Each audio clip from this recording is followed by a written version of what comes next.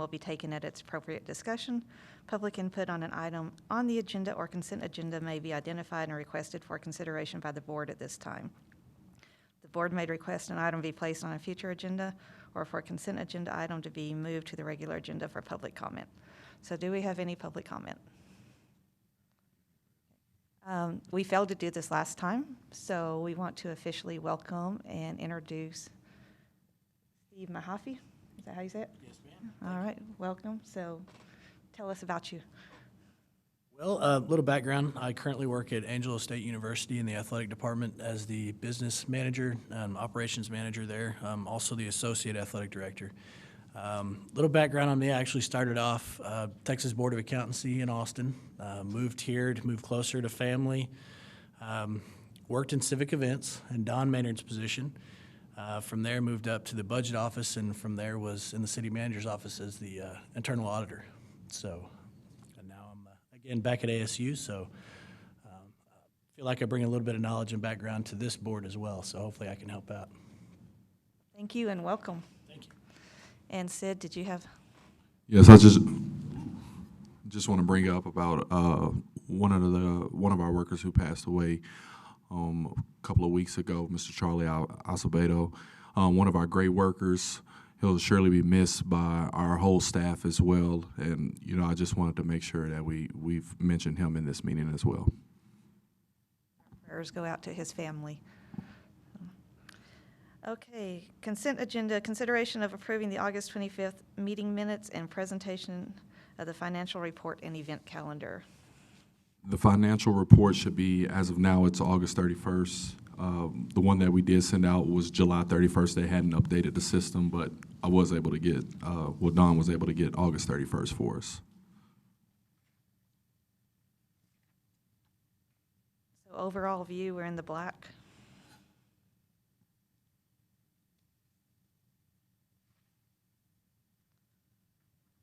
All right. Can we get a motion for approval? Motion to approve. Second. And this is for approval of the minutes and the finance? Yes. Okay. So we have a motion and a second. Any other comment? Just real quick, I happen to be looking at this because we're 92% lapsed in the year. I just keep seeing that the river stage is just so far behind. What can we do to build up the revenues in the river stage, you think? Of course, we're with the river stage. It's we only use it seasonally, so we are working towards getting more events inside the river stage. Hopefully, we can get some festivals as well. We were able to make certain deals with San Angelo Host to be able to do a food truck festival possibly around that area as well, and other events that they'll be able to work with us as well to bring those in. But one of my main goals, of course, for this year is to at least double the amount of events that we had at the river stage. Of course, with the last few events that we've had, the last two Texas country events we've done for Riverfest, that was 3,200, at least 3,200 people in attendance out there. And then the previous concert was around like the 2,200 area, somewhere around there. So, I mean, of course, with the events that we're actually bringing for the public, they're actually doing very well for us. We just need to be able to get more promoters to bring events as well. Is there anything like in the contracts or anything like that that's keeping people away, or are they starting to look at it now? I mean, of course, whenever you're getting pricing for the river stage, when an agent looks at how many people the river stage actually holds, they're going to give you a festival price. So it's going to be a price they give you a price on the amount of people that you can hold. They're not giving you a price on how many people you think will actually attend the event. So that's one of the things that actually hurts us, of course. And so when a promoter comes, of course, they're going to want a percentage of the bar or something for it to make sense for them to bring that act here. So a few times I know San Angelo hosts have been able to work with promoters, but we would need to really dig into that to get, those festivals that really would help us out in the river stage area. Because everyone, I must say, everyone that actually plays and performs and promoters, they love the river stage. Great venue. Of course, the outlook for everything is on the river and stuff like that. Artists really like that venue, but getting those events here is really a task. Okay, well, if you can look into it and bring something to us that we might be able to look at to make it more attractive for people to come out here and continue bringing, because the last couple of events I went to, there was a lot of people there, so, Yes. you know, that way we can meet our budget at the end of the year. Yes, sir. All right, thank you. Any other discussion? All right. All in favor? Aye. Any opposed? Okay, regular agenda, discussion of Bly Arena facility needs and recommending matters related thereto. In our previous Civic Events Board meeting, we had discussed our Bly Arena and trying to figure out, possibilities of, leasing it out or just information on it. So we were able to get risk management to go out there. Mr. Charles Hagan went and did a assessment of the venue. And there was a few things that he did find out there. Of course, with the risk management inspection he did at the first week of September. A few of the things that he did discuss was the repairs for steps and the bleachers that are over there as well, and then also loose fencing. With the loose fencing, he's worried more about the animal stock show and stuff like that. With that type of area. I did put together and have some photos for you all to see as well. Of course, these are like the bleachers and the steps that he's looking at that could be possibly a liability to us as well as the steps. And then also this would be where he's talking about in the fencing as well. But other than that, he really did not say that it was deemed a venue that we should shut down or we need to take care of in a different matter. Other things as well with legal, they did review the agreement, but he also brought up that $250K, we should do a property requirement increase. The property requirement increase before was around $100,000. He said we should go up to $250K for that. We did have a meeting last week also with the Stock Show and Rodeo Association where we had a meeting with Justin and we discussed possible options of them taking over the Bly Arena, and he's going to bring that to their board, but it's not something that we should probably look forward to saying that they will do. It was really of no interest of them to have any part with the Bly Arena. So where we're at right now is I'm still going to wait till he comes back with word back on from his board just to get an official word about it as well. And we're also going to look into some other possible options of seeing who else might be interested in the Bly Arena as well. So the items that risk management found, do we have an idea what minimum cost would be to fix those? We're actually going to be working on that coming up this month as well, and so this matter is actually, I'm bringing this up to our next board meeting too with updates. Okay. But I do have Miss Erin O'Kelly. She actually books the Bly Arena pretty often, and I wanted her to be able to come up here and speak on behalf of her renting it out as well. So that way, if y'all have any questions from any point on it, you all can ask her.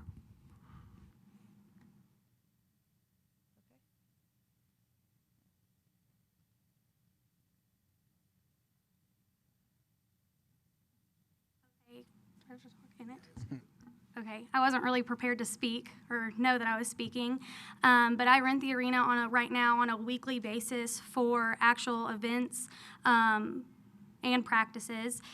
They've been pretty successful. On another note, we have about twice a month, we've been having a saddle series. So essentially the participants have the ability to win a saddle. It's right now over a course of 8 shows. So they've been growing each time bigger and bigger. Last time we had about 100 participants, so it was 2 days. So with that, people came into town, stayed the night.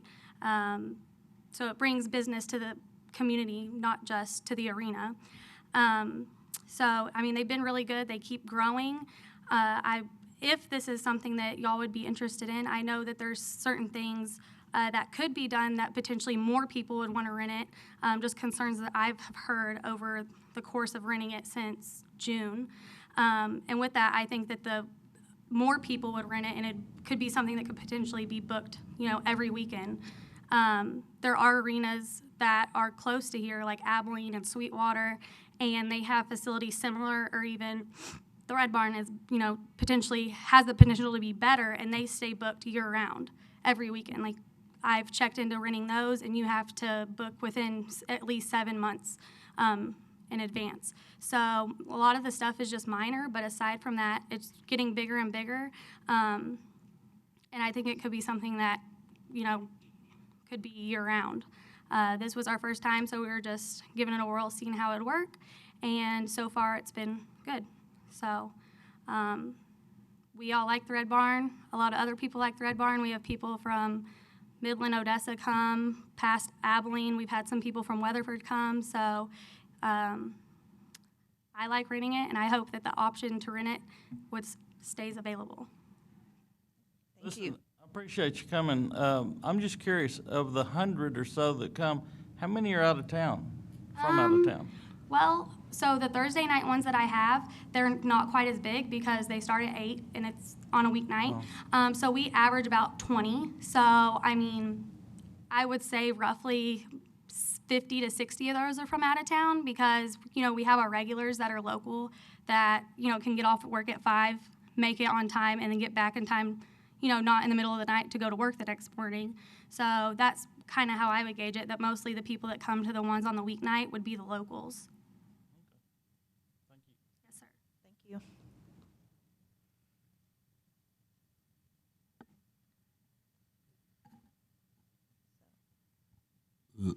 Just let me know how you would like to proceed. Any other additional information that y'all would like to find out besides, repairs to the steps as well? I would like to know the major issues that, limit us from renting this thing out. What are the major concerns? I would like to know that. And if it's, something that's feasible that we can take care of to generate a little more revenue, I think we need to look into that. Will do. Well, and I spoke about it before. I support the Bly Arena, and now that if she could maybe produce some things that what she's making now as far as her rentals and her potential if we did the upgrades, so that maybe we can justify, because there's going to be quite a bit of cost to get everything up to snuff, and all we're trying to do is justify it. If we can figure out a way to justify it, I'm sure that we'd be willing to help you guys out. But let us know what you're running, what it's making, and what you feel like the potential can be if we do the renovations to the bathrooms, bleachers, and those sort of things, to see if we can make it, agreeable to everybody that it's cost justifiable. Will you remind us what we rent it for? Couldn't hear you. Say it one more time. What do we charge when we rent it? The rental prices we had, I'm actually, hold on just for a second. I have it. Pretty minimal, isn't it? Yeah, it's like $50, and then I want to say $150 for the day. For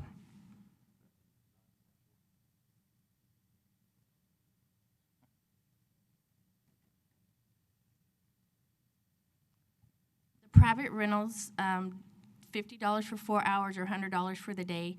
If it's an actual event, team roping, jackpot barrel racing, or whatever, during the week they get a percentage off. It's $180. If it falls on a Saturday or Sunday, it's $200.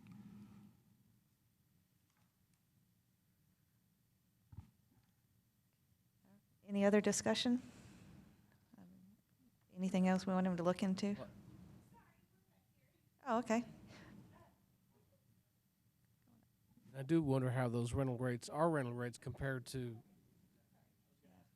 Hi, I'm Elisa Oaf, and we just wanted to come tell you guys that we this is Chad Sims' wife. I forgot her first name, but he rents out the Bread Barn on a weekly basis for our kids that are in rodeo and for a practice arena, and that is super valuable to us. And so I know it's not doesn't generate a whole lot of revenue, but the value to our community and for our young kids that come out there and get to practice is just enormous. So we would, we have parents that are welders and contract people that would be really, excited to help out with, renovations if we could, and painting, whatever that was, to make it nicer so that we could have the facility available to us to use. So if you could please keep that in mind when you're making your decisions.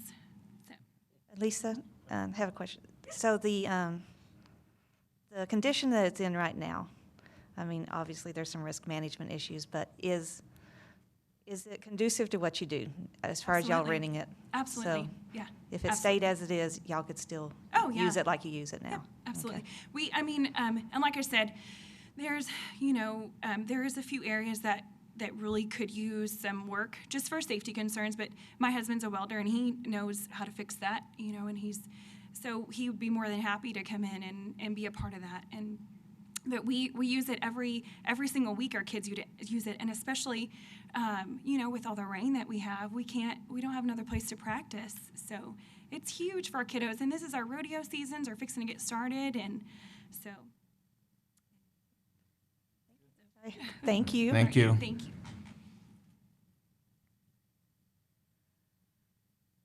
So, okay, I guess I'm forgetting, we have these two that rent it every week.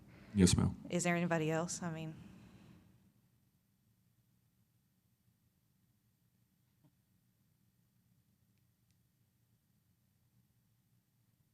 Our regular renters, Eden Cowboy Church, Cristobal Cowboy Church, San Angelo Cowboy Church when it's bad weather, which they just had it Sunday and Monday because they have outside facilities. Coat Saddle Shop, those guys, we had the top 40 team roping series last year. We did lose 2 high school rodeo groups because the restrooms are not ADA, so they had to pay the higher price and go to the Spur. But, if a couple of things were done, I think we could pick up public events that are more, but yeah, there's some there's a handful of regular people, so. thank you. Sounds like there's justification to make improvements, I think. So what are we looking at? We're looking at the bathrooms, the bleachers, and the gates or the fences? I think when Steve he may recall, but I think it was about 40,000 for the restrooms alone. I think it was just on the quote for that.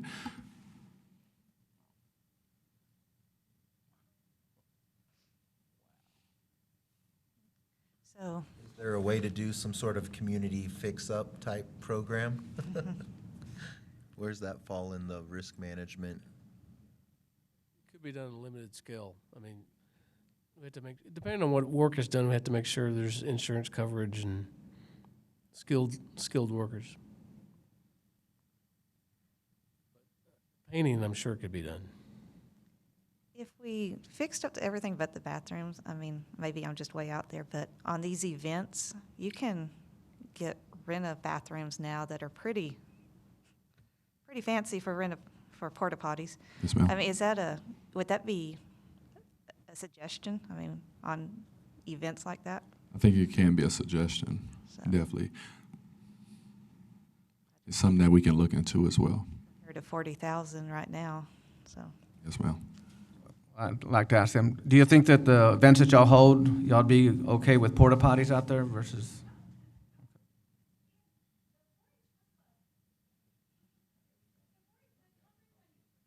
Sorry, since this is recorded, we have to get you on the mic.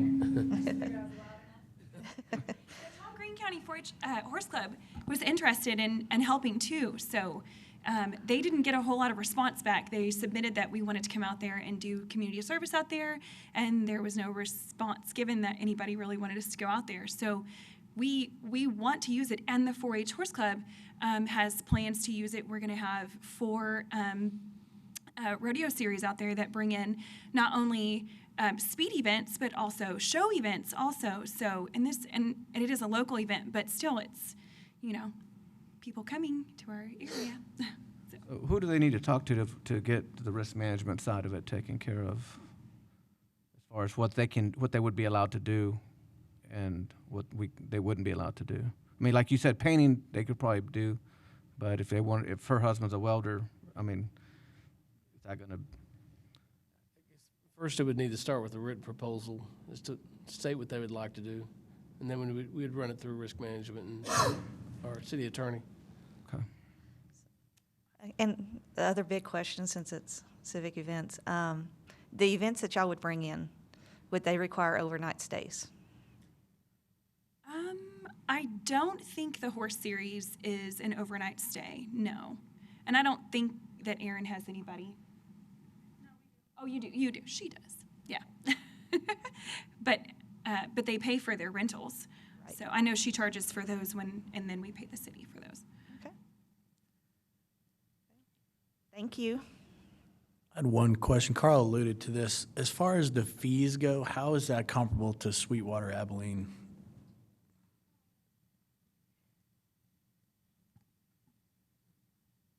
I actually have not gotten a response back from either of those venues, but I have been told by other people roughly what they cost. I think Sweetwater, which is actually for the Coliseum, is around $800 a day, and then they collect all the stall money and everything, so that's strictly for the arena. But one big difference, and which has been a struggle for us, is that they supply the tractor and the equipment to work the ground and everything like that. And so that is something that's big because pretty much every arena that you rent nowadays, if it's indoor, the tractor is provided. Not necessarily the operator or, them doing it for you, but that is there for your service. Because if not, I know there's a lot of farmers and stuff around here, but it's not the same type of equipment. So that's been a big struggle I have because I have to find someone that has the right stuff that can fit in the arena and things of that sort. But it could be something that could be really big. My family and I have put on big production barrel races in Gonzales, Texas, San Antonio Rose Palace, where we ran up to 400 runners a day. And it was a 3-day event. And paid out over $10,000. So that it could, it has the potential to be something like that because that arena, as far as, structurally, is no different than the other. But it's just some things would have to be fixed and addressed in order to do so. And then, even with the bathrooms, you had said having, a portable or whatever. I don't think that would be an issue, which I don't know the risk management side and insurance and all of that as far as what's allowed. But, that hasn't been a huge concern or problem. I don't know, the other logistics side of it. But things of that matter, like taking shortcuts like that, I don't think would be a problem. So if you were going to do a big event, why would you, and it's my ignorance, I'm sure, why would you choose the Fly Arena versus the Spur? Cost. And the Spur Arena in the rodeo locally, people have had concerns with the ground there, which they've had similar concerns with the Red Barn, but just in different ways. And so that's something, they'll have events in there like the Taste of San Angelo and things like that where it packs the ground really hard. So it sounds silly, but it's really important when it comes to dealing with performance horses and things like that. Before you leave, you mentioned there's some things, you talked about the Bly Arena, and you mentioned some things that would need to be fixed. Mm-hmm. So in your opinion, what are those things? My biggest concern, personally, and what has been voiced to me would be the ground. I guess, when you build anything, you put a base down, and it's packed almost like concrete. It looks like the parking lot. And then on top of that, you put your dirt. Well, I guess because over the years, new dirt hasn't been added, whenever we break into that ground and water it and get it worked really good, we're actually pulling up pieces of the hard pan underneath, and it just looks like rocks. But new dirt would need to be added. And then in the back, we were told we were not allowed to plow it up and stuff because, you're running out onto grass because of certain reasons. It's just minor things like that, just to have the permission to be able to do it, I would make a huge difference. Anything else with the facility itself? No, I don't think so with the facility. As far as I know, everything's good. With the hookups, there is no water. So if we were to have something that is a lot bigger, because now when we have people stay, we'll have a half dozen or so people stay. But if it turned into something really big, just little things like that, But you can rent that from the spur, or from the stock show, you can rent hookups from them. So that could be a easy way to work around that as well. Thank you. Thanks.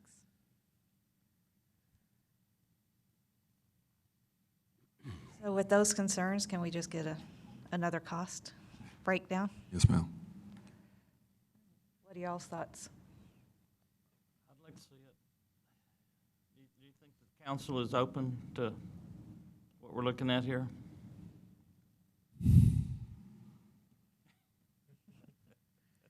You can't speak for the council, can you? Right. Okay, We can't say no. let's look at it. We're open. All right, any other discussion on the Bly Arena for now? Okay, update on the auditorium renovation project.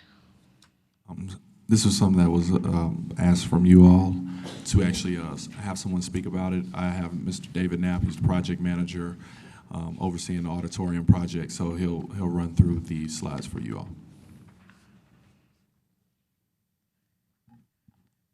Good morning. Morning. All right. I had a ton of pictures, then I had to cut it back a little bit, but always excited to talk about it. And it's a great project to see and walk through and see it evolve as it's going. Obviously, quick reminder, Lee Lewis is our contractor, doing a fantastic job. We've had a lot of weather and other delays, and they're blowing and going, keeping to the schedule as best they can. They began in February. Right now, we're looking at April 17 to be done, but we're anticipating another extension to that as we have some other things that we want to do that'll push the completion date a little bit. But they're staying on top of it and moving along. This is a shot from the balcony looking down. We've basically done with all our demolition. We've torn out all the floor. We've excavated for our new orchestra pit lift, and everything in the fly loft has come down, and we're going to do all new equipment in there. In the end, we will have all new sound and lighting, LED lights, just kind of, we're going from the 1980s to the 2016, the top of the line, not top of the line, but modern technology, so to speak. But we've taken it down to, if you remember the balcony, the seats were uncomfortable, no knee room. So we've scraped it down to the steel, and now we're building back to something that's going to be more comfortable and usable by everyone. I think original, there was like maybe 1,400 seats in there. With some reconfiguring, we'll have about 1,300 seats, but they'll all be comfortable and usable. So you can see here inside the auditorium, we've got Bobcats running, lots of stuff that'll be going in underneath the seats that no one will ever know, but it'll all function and be a comfortable space to be in. Here's another view from the balcony. Now we've put in decking, and you can see the formation of the orchestra pit down in the bottom. So this is going to be quite an addition to the property, that this orchestra lift system, you can go into the basement, get on it, and it'll lift up to either, if you're running an orchestra, it'll bring it up to the floor level, so you can add more seats, depending on or you can bring it all the way up to the stage level and extend your stage all the way out. So there's a lot of options and opportunities there that we didn't have before. And there's another view of the orchestra pit scenario, and everything's been, as you notice, all the decorative finishes have been protected, and we'll do touch up on those where we need to. So the character of the building will remain intact. Even on the seating, and we can go back to that, we've salvaged all the historic metal end caps and all the wood armrests, because those are so unique compared to anything you'd buy new today. So we're reusing those on the new seats. And of course, everything else, the seat bottom and the seat back will all be new, but they're designed to match the existing profile of the original. So once it's all done, you'll go in there and it'll look just like it did originally. And the benefit too is now the balcony, instead of having wooden seats, they'll have the same cushion seats that the first floor has. So here's another view. So we've poured the concrete in the balcony. A little more, we're losing some seats, but we're actually gaining because now we can use all the seats. Plenty of legroom. And these, we've gotten rid of the lights that were on the front rail. So now all the seats along the front of the balcony are going to be prime seats looking down. Part of it is that we're expanding the facility. We've taken everything off of the stage where we had restrooms and some storage. So now that's all considered stage, and all that, the restrooms and dressing rooms are going to be either in the basement or in this addition that we're doing. And here's in the addition, they've started putting the decking down. We have the steel you see on top is a mechanical mezzanine, so we'll have a lot of mechanical equipment sitting up on top of there that'll service this building, but also this addition, but also put air into the stage itself, where there's never been. It's always been cold during the winter when they're doing the Nutcracker, or so this will keep everything tempered and usable. And this is a shot from the outside where they've started framing the exterior, and gives you an idea how big this building will be from the outside and relative to the rest of the building. This will be on the side where we will have 2 loading docks for traveling truck shows. They can back up, offload, and do their show. So this is a great addition to the facility that opens up a lot of opportunities. Just another summary with Lee Lewis. We started with a contract of $10,369,494. We've done 2 change orders so far, 1 and 2, and we're working on a 3rd change order. But currently, the contract we're sitting at $11,409,358. So everything's looking good and proceeding well. So, any questions?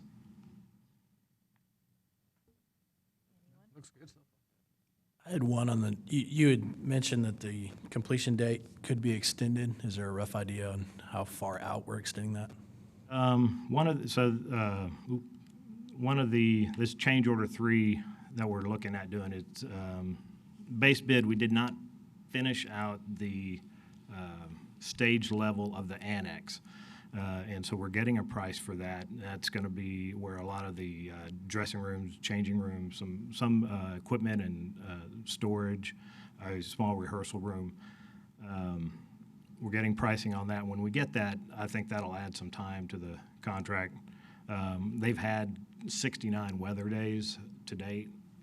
I don't think they'll need all of those, but they've thrown around like maybe August of 2017.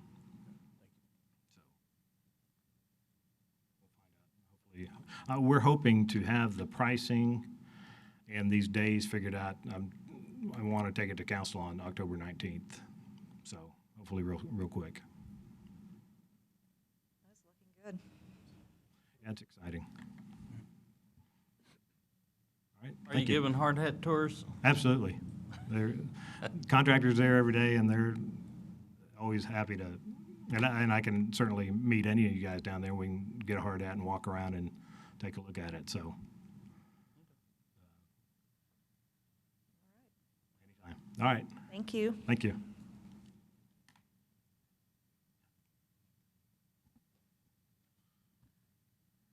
Okay, consideration of future agenda items. Anybody? I think we certainly need to continue the Bly discussions.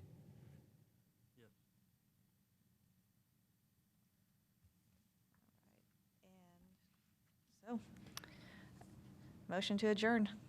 I was just going to ask you, now that we've got approval from City Council, when are we going to start some of the projects?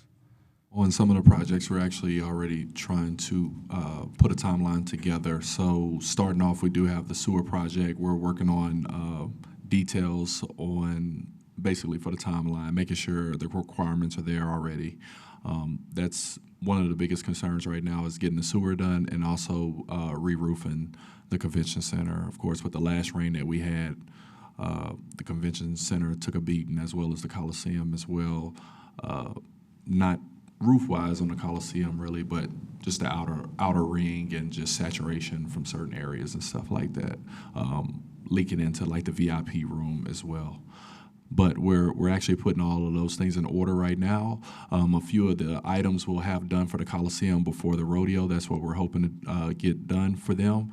After that, I know we'll start doing like the ceiling tiles. We'll possibly do we're looking at doing the air handler and the climate control, hopefully before the rodeo kicks off. If not, we'll at least have the air handler done and then do the climate control right after.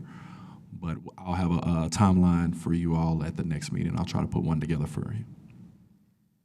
I have a question. With the loss of the bandits, are we going to be able to fill those spots? We're already working on events, other events as well, with the loss of the bandits as well. I mean, of course, we'll have to fill in a good amount of events, but I think in revenue we'll be able to pick up where we need to be at.